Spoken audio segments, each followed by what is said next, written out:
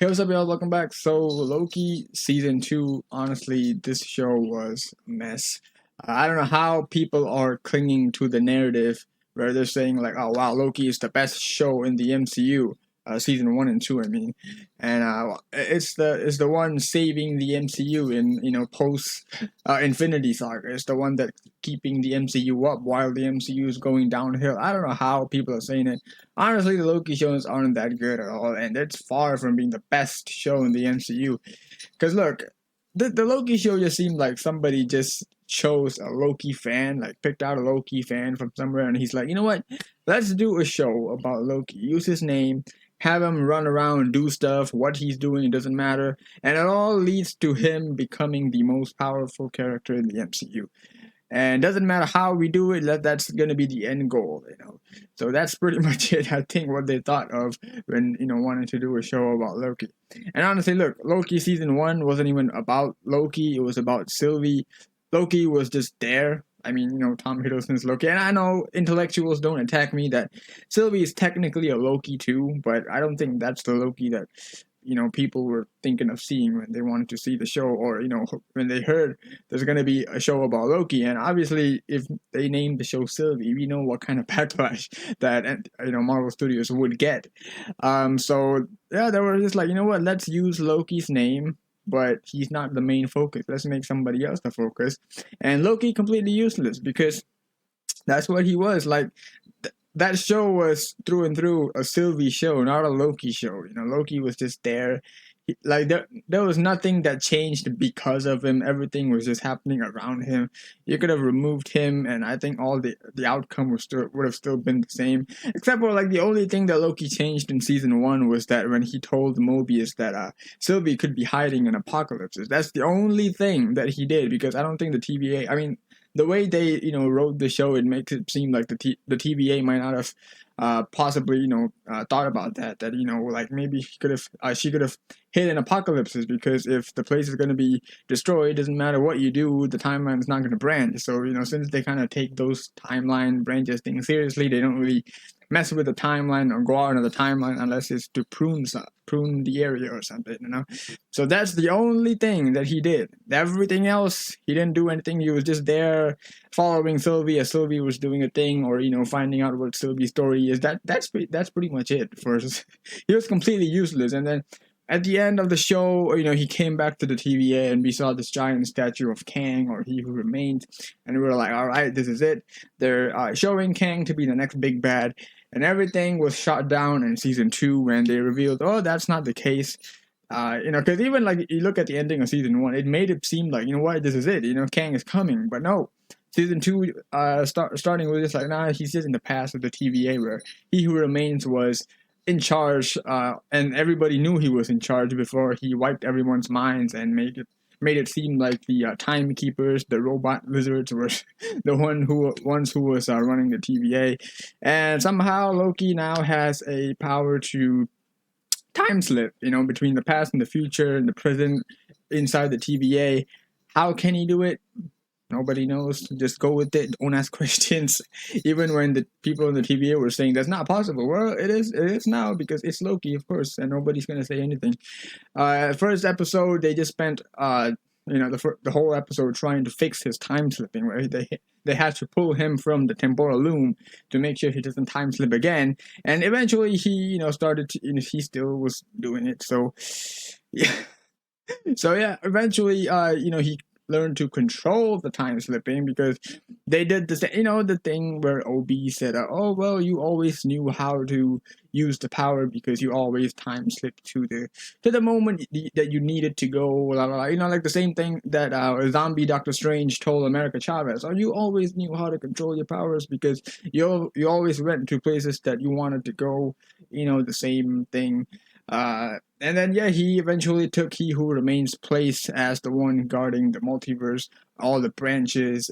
He shaped all the branches, like the Tree of Life from the Norse mythology. I think we saw that. I forgot what it's called, but we did see it. Saw it in one of the Thor movies, because apparently, like, the temporal loom that was holding in a single timeline could not hold multiple timeline, and even though no matter how big they make the temporal loom, since the branches would always get bigger, and it would grow more and more, the temporal loom cannot able to hold it. But I don't know how Loki will be able to hold it, though. That's thing the branches would keep growing. So does that mean the tree will keep getting bigger and bigger and bigger, from time to time, since the branches would keep, growing and adding up? So I don't know. Maybe are we supposed to ask questions about that though? Because maybe not. But anyways, yeah, bro. I want to talk about Sylvie, man. Sylvie is probably like the worst written character in terms of like the character, the characteristics. I don't know what she wants to do. Like, I don't know why nobody seems to like call her out on anything. And I don't know why they keep pushing this Loki and Sylvie thing for no reason. All Loki is doing is just doing everything for Sylvie. Why? Not even sure. Like, I don't know. They keep forcing this thing between Loki and Sylvie for no reason at all. I swear, bro, Sylvie is just such a hateable character. I don't know why nobody's saying anything. What is her motive, actually? I don't even know. Like, like I said, season 1, Loki didn't change anything because Sylvie still ended up killing He Who Remains, and then the branches started to, the timeline started to branch, and then she comes back and blames the TVA and Loki for not doing anything. I'm like, what do you mean? You're the one who did this all in the first place, and nobody seems to call her out or blame her. Like, no, like, I mean, she's the one who did it, and then she's coming in here, like, blaming them for not doing anything. And then after that, she wanted to kill Victor Timely. And like the TVA wanted Victor Timely's help to grow the temporal loom. So if Sylvie kills him, then there's no, doing the temporal loom, and then the TVA is going to be destroyed anyway. So what is their motive here? Like, first you kill He Who Remains, which ended up with the timelines branching, and then you blame the TVA for not doing anything. And when they were trying to do something by bringing in Victor Timely to grow the temporal loom, you try to kill him. Like, what is her motive here, though? Like, I don't know. But they, for some reason, keep pushing her to the plot and keep, like, having Loki just, trying to do stuff for her, or I don't know why. I don't know what her purpose is in the show, but they keep just pushing her towards the plot. And even Loki did everything, like, he decided to take his place inside all the branches to keep it together for Sylvie, because he didn't want to choose between Sylvie or the timeline, because that's what the choice when he went back to see He Who Remains, and that's the choice that he gave, like, either save all the sacred timeline or let everything die.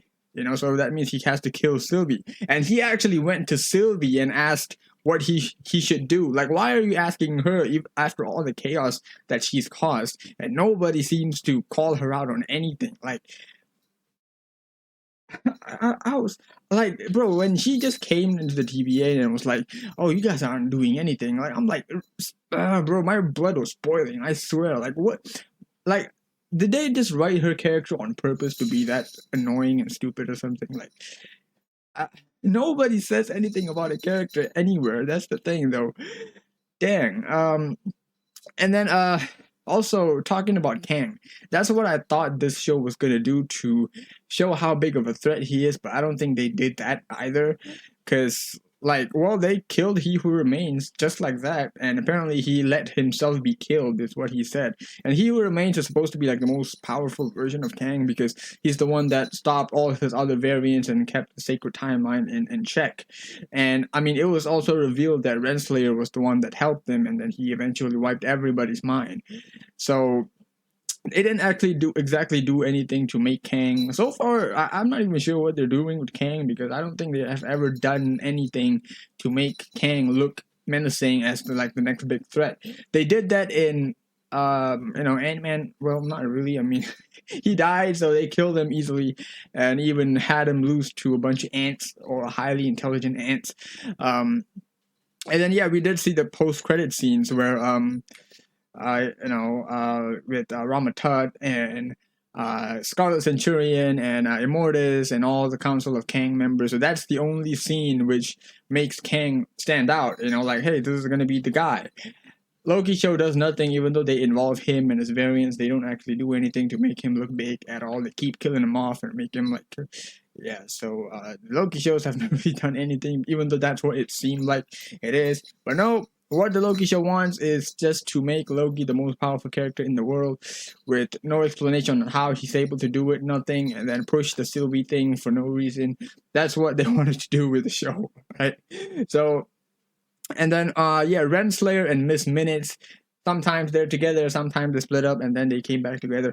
Now, Renslayer and Miss Minutes had absolutely no purpose in this show.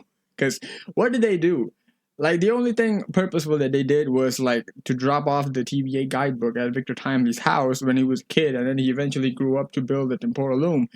And so, what does that mean that if he eventually becomes He Who Remains, though? Because that's what I was thinking. Because he's the one who built the temporal loom, or was there any other variant that came and stole it for him?